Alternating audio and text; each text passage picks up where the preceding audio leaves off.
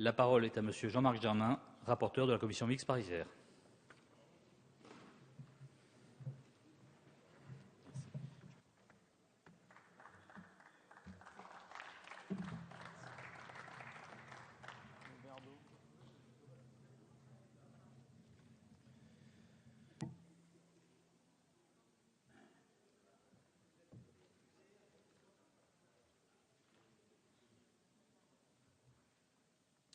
Monsieur le Président, Monsieur le Ministre, chers collègues, nous voici parvenus au terme de la discussion sur le projet de loi de sécurisation de l'emploi.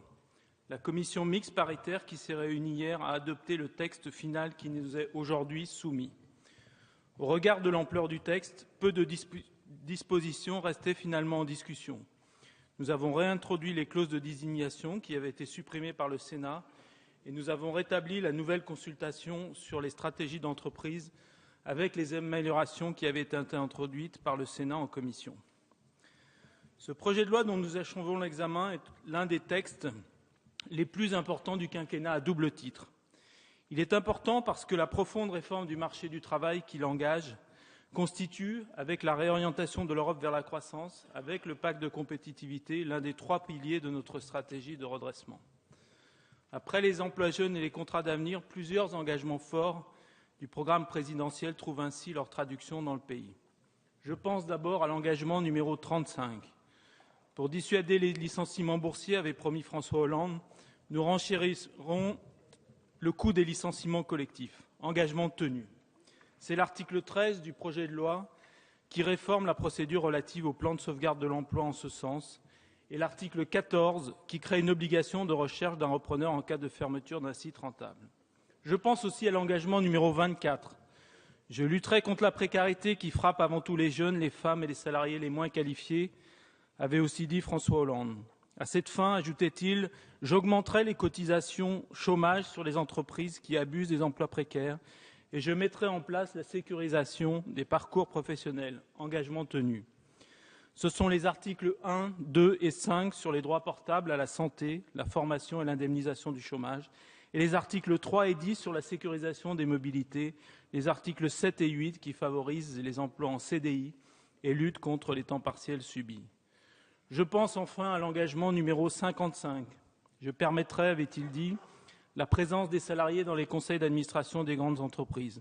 Engagement tenu, plus que tenu, c'est l'article 5, mais aussi, au-delà même des grandes entreprises, l'association étroite des salariés aux stratégies d'entreprise, consacrée par les articles 4 et 9 du projet de loi.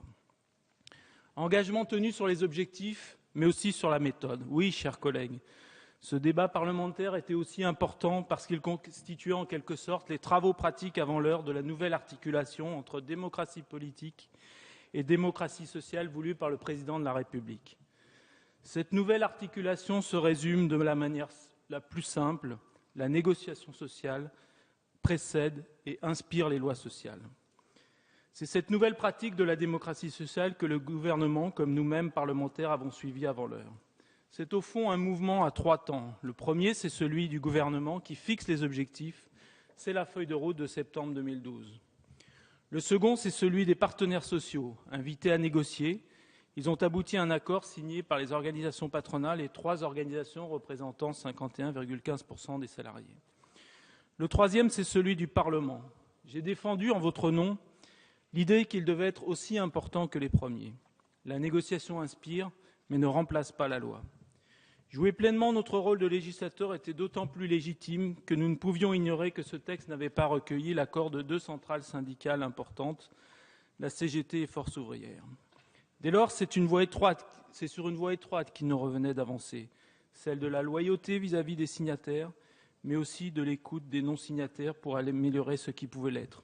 Je me réjouis que nous y soyons parvenus.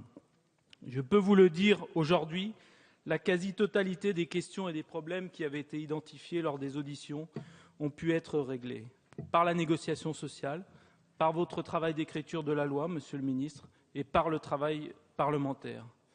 C'est la raison pour laquelle je n'accepte pas que ce texte soit qualifié d'accord MEDEF. Les attentes du MEDEF, on les connaît. C'est le texte qui a été mis sur la table à l'ouverture des négociations le 4 octobre.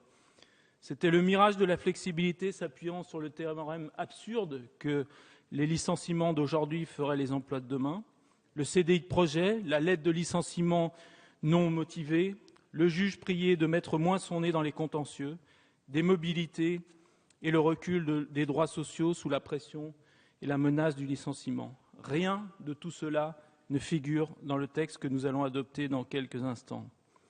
Pour la raison bien simple, c'est que depuis le 4 octobre, il y a eu la gomme des syndicats signataires, il y a eu le crayon de Michel Sapin et il y a eu le stylo des parlementaires.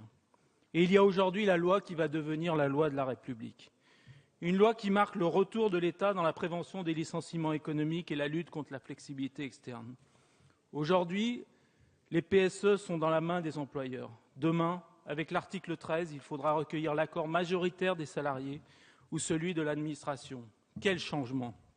Et avec l'article 14, toute entreprise envisageant la fermeture d'un établissement devra rechercher un repreneur.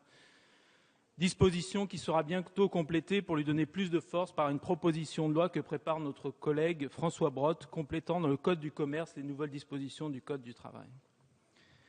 Une loi aussi qui, c'est sa deuxième ligne force, réforme en profondeur la gouvernance des entreprises de notre pays, en faisant entrer avec voix délibérative les salariés dans les conseils d'administration des plus grandes, en étendant la codécision avec les syndicats, notamment aux questions comme le plan de formation, en associant étroitement les représentants du personnel aux stratégies d'entreprise et en leur confiant la responsabilité de contrôler l'usage du crédit d'impôt compétitivité emploi avec un droit d'alerte à la clé.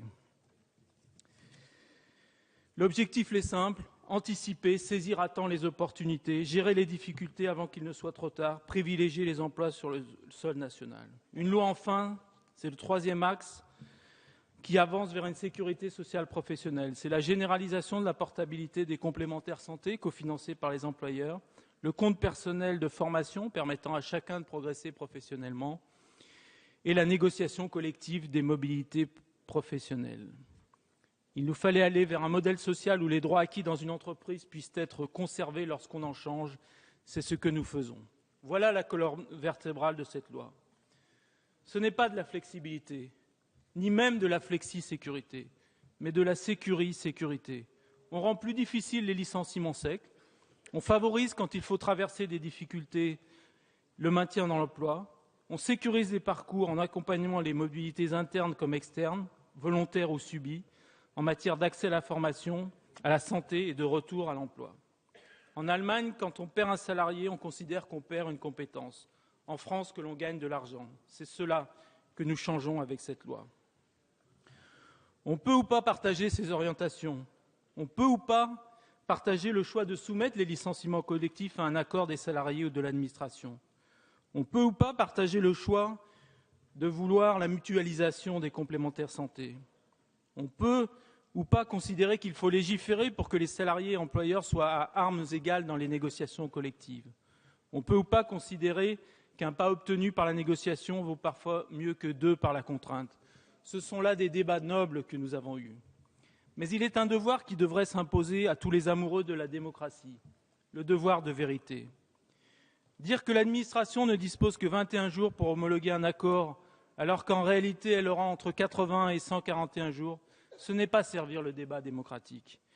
Dire que la loi privilégie les compétences dans l'ordre des licenciements alors que l'article 15 n'en porte nulle trace, ce n'est pas servir la démocratie. Dire que le refus de mobilité entraîne un licenciement pour motif personnel ou que les accords de maintien dans l'emploi seraient des accords de compétitivité emploi voulus par Nicolas Sarkozy, alors qu'il n'en est rien, ce n'est pas servir le débat démocratique. Je préfère le débat de fond qui ont eu lieu dans cet hémicycle, qui nous ont parfois opposés, parfois réunis aussi, mais qui ont toujours été respectueux, exigeants, précis, et je veux en remercier mes collègues de tous les bancs. Et nous pouvons être fiers de notre contribution à ce texte. Je ne vais pas passer en revue les 406 amendements que nous avons adoptés ici et les 140 adoptés au Sénat. Mais oui, nous avons fait notre travail quand par nos amendements nous avons étendu la portabilité de la complémentaire santé et donné un contenu précis et un calendrier serré pour le compte personnel de formation et le droit à la formation initiale différée. Et quand nous avons introduit un volet handicap dans la stratégie nationale de formation professionnelle. Oui, Nous avons fait notre travail quand nous avons avancé à 2014 l'entrée en fonction des administrateurs salariés et prévu une deuxième étape en la matière avant 2017.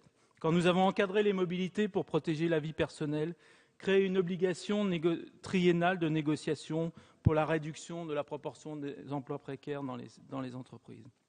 Oui, nous avons fait notre travail quand nous avons exigé dans les accords de maintien dans l'emploi la participation des actionnaires et des dirigeants aux efforts à la hauteur de leurs moyens et protéger les bas salaires, ou quand nous avons veillé à ce que les droits de recours des salariés soient préservés. Chers collègues, pour conclure, je veux adresser un message de mobilisation à tous ceux sur qui repose désormais la réussite de la loi.